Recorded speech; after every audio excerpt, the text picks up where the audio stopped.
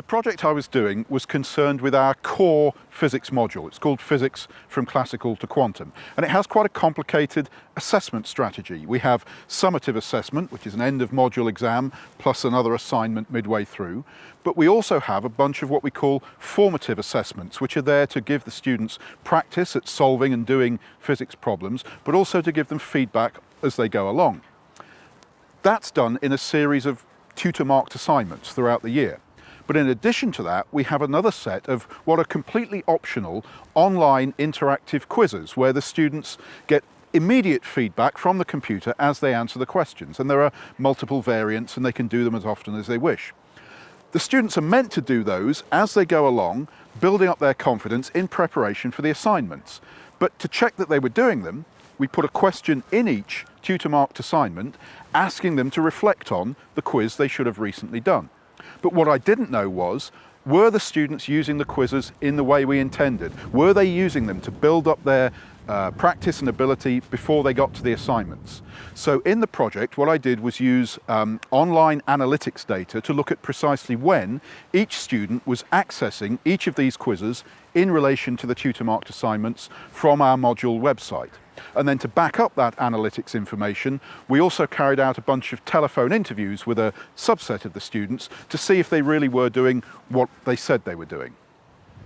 What we found was that the students were in fact attempting and accessing those online quizzes, but they were only accessing them when prompted to do so by the reflective question in the tutor-marked assignment. So rather than doing these online quiz questions as they went along week by week, they were waiting until they got to the tutor-marked assignment, seeing the question that said reflect on that quiz, and then going and doing the quiz at that point. So the carrot of the incentive to do the quiz was there, the stick of encouraging them to do it by that question in the tutor-marked assignment was working, but the timing of when they did it was not working at all.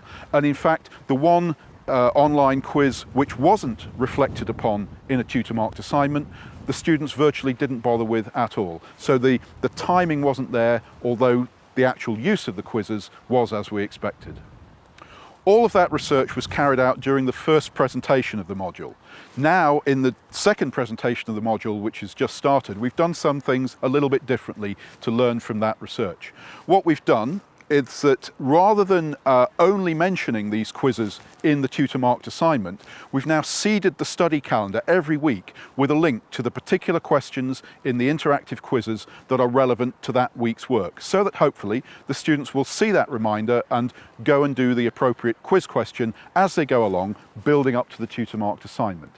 And then in the tutor-marked assignments themselves, rather than just a sort of general question asking them to reflect on their performance in the quiz, we say, what did you learn on this particular topic, a specific topic each time from the quiz that has helped you to build towards this tutor-marked assignment? And hopefully we'll see this year whether that's made an impact on the timing of when the students access the quizzes.